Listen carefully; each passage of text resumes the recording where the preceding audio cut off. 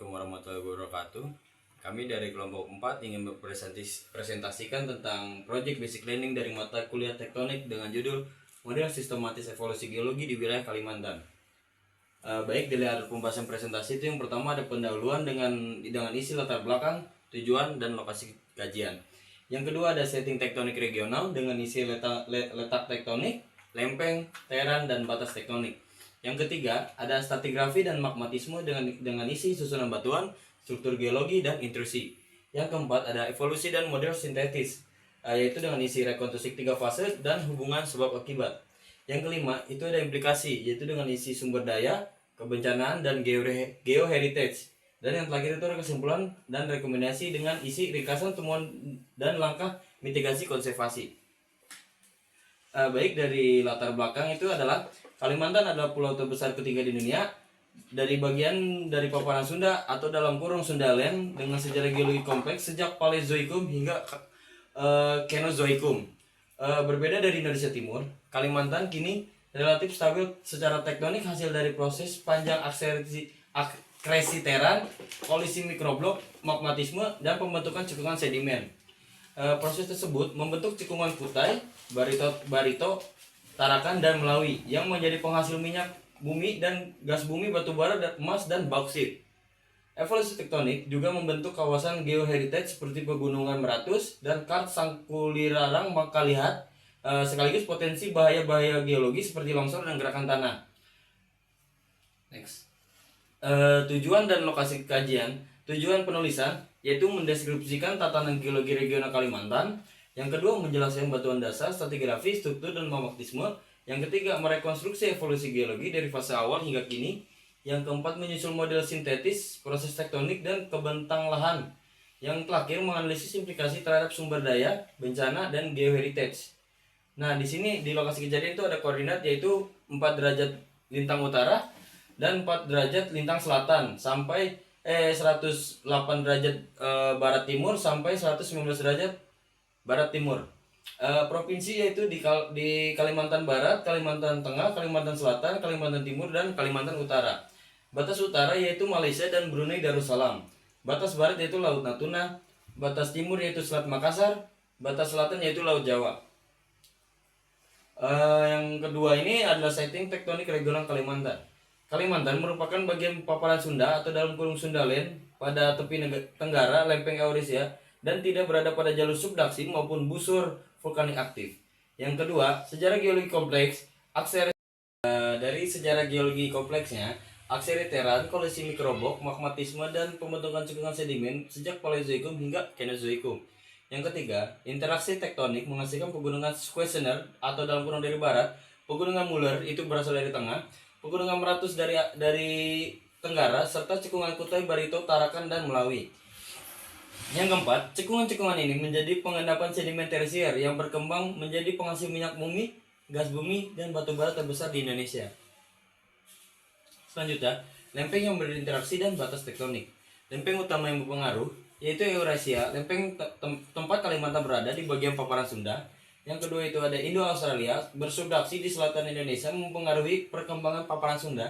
Dan yang ketiga itu Pasifik dan Laut Filipina, mendeformasi Indonesia Timur dan mempengaruhi evolusi tektonik Kalimantan secara regional. Nah, dari ini tuh ada batas regional yaitu paparan Sunda di bagian barat, Laut Cina Selatan di barat laut, Selat Makassar dan Timur pemisah dengan Sulawesi, Laut Jawa dan Selatan. Next, teran dan batuan dasar penyusun. Batuan dasar Kalimantan tersusun dari beberapa teran yang melalui proses akresi dan kolisi sejak Mesozoikum, menjadi fondasi geologi bagi perkembangan cekungan sedimen di atasnya. Di sini tuh ada dua yaitu blok Squener dan kompleks Meratus. Blok Squener ini didominasi batu metamorf dan granit berumur Paleozoikum kapur, menjadi batuan utama di Kalimantan bagian barat. Sedangkan kompleks Meratus tersusun atas batuan oviolit, batuan ultramafic, batuan metamorf, dan melens, hasil proses subduksi pada Mesozoikum. Yang selanjutnya ada di pembahasan stratigrafi, struktur geologi, dan magmatisme. Di stratigrafi, batuan dasar praterasier ditutupi sedimen paleogen kuarter, berkembang di cekungan Kutai, Barito, Tarakan, dan Melawai. Litologinya yaitu batu pasir, batu lempung, serpi, batu gamping, konglomerat, dan batu bara. menjadi sistem petroleum utama di Kalimantan. Selanjutnya ada struktur geologi, sesar, lipatan, dan zona kreasi akibat kompresi dan deformasi. Berlangsung sejak Mesozoikum hingga Kenozoikum. Pegunungan beratus terbentuk dari kolisi dan pengangkatan kerak bumi. Yang terakhir ada magmatisme didominasi intrusi granit, kapur pembentuk, batolit, dan scawener. Berperan dalam mineralisasi emas dan bauksit. Banyak dijumpai di Kalimantan bagian barat dan tengah. Yang selanjutnya itu rekonstruksi evolusi geologi Kalimantan. Pada fase 1 Paleozoikum sampai Kapur awal, pembentukan batuan dasar paparan Sunda melalui akresi fragmen kerak benua dan samudra. Terbentuk blok squaner dan kompleks batuan metamorf dan sebagai fondasi Kalimantan. Selanjutnya fase kedua dari Kapur air hingga Paleogen. Aktivitas subduksi, kolisi, mikroblok, dan magmatisme dan pembentukan cekungan sedimen utama di Kutai, Barito, Tarakan, dan Melawi. Pengendapannya intensif menghasilkan batuan induk, hidrokarbon, dan lapisan batu bara. Yang ketiga itu Neogen hingga Quarter.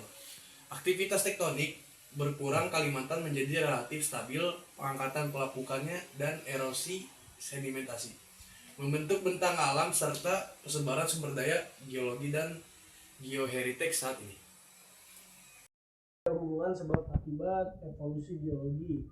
Jadi model sintetis ini menghubungkan proses tektonik, proses pembentukan batuan, struktur geologi, cekungan sedimen, hingga sumber daya geologi dan kebencanaan.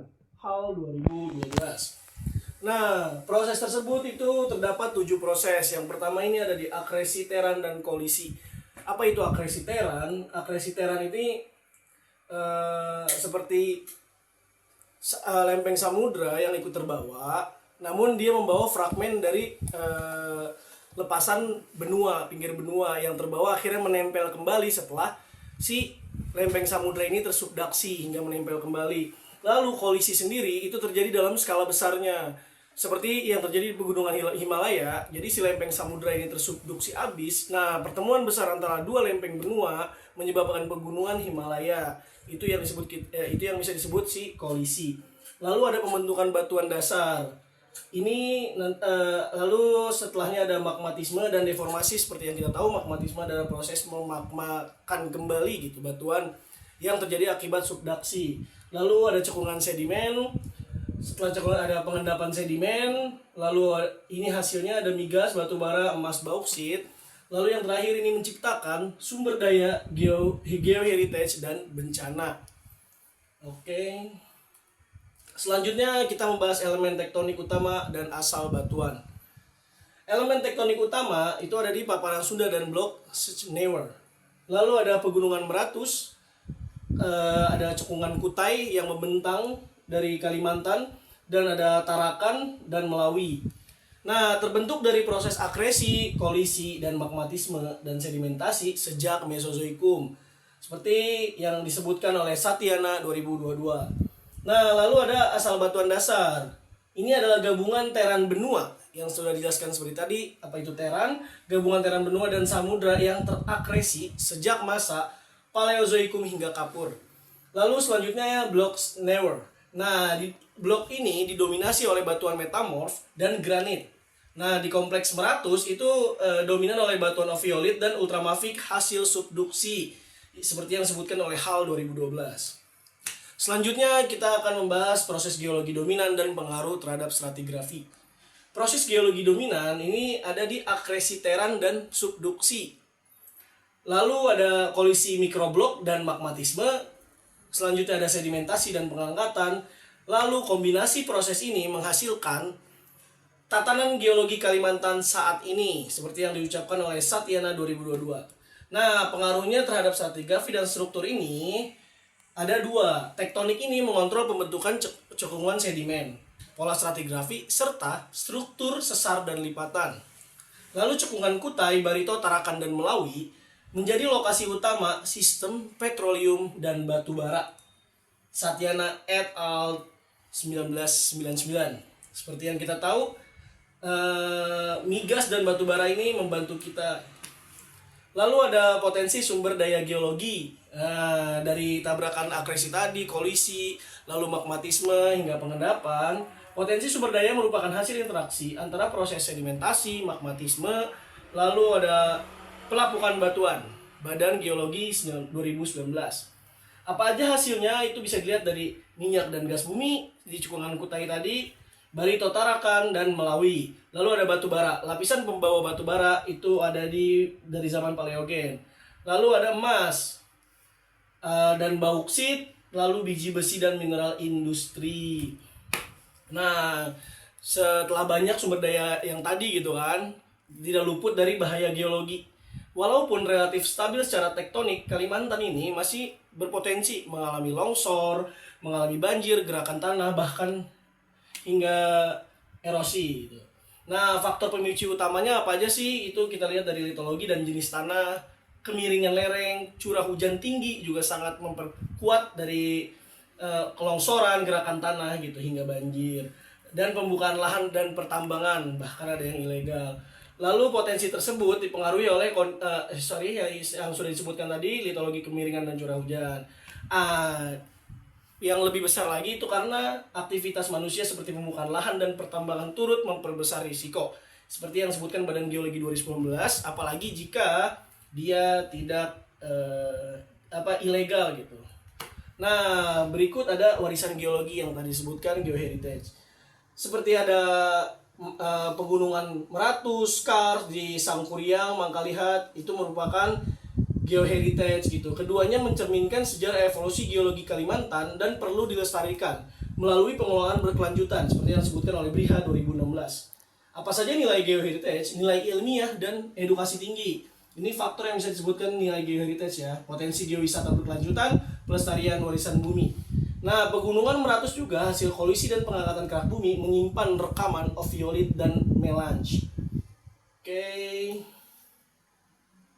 Yap. Lanjutkan tadi saudara saya itu. Nah, di sini saya akan melanjutkan ini asumsi model dan rekomendasi mitigasi dan konversasi. Nah, ada asumsi dan ketidakpastian model yang dimana model disusun dari interpretasi berbagai literatur sehingga masih memiliki keterbatasan. Nah, perbedaan interpretasi ini seperti umur batuan, batas teran, dan mekanisme evolusi tektonik antar peneliti dapat mempengaruhi hasil rekonstruksinya. Nah, diperlukan juga data geologi, geofisika, dan geokimia yang lebih rinci untuk menyempurnakan model. Dikutip dari HAL 2012. Nah, di sini juga ada rekomendasinya. Nah, rekomendasi itu yaitu pemanfaatan sumber daya geologi secara berkelanjutan, penguatan mitigasi bencana di wilayah rawan longsor dan banjir, perlindungan kawasan geoheritage melalui konservasi dan geowisata, dan peningkatan penelitian geologi regional untuk mempengaruhi model evolusinya. Lalu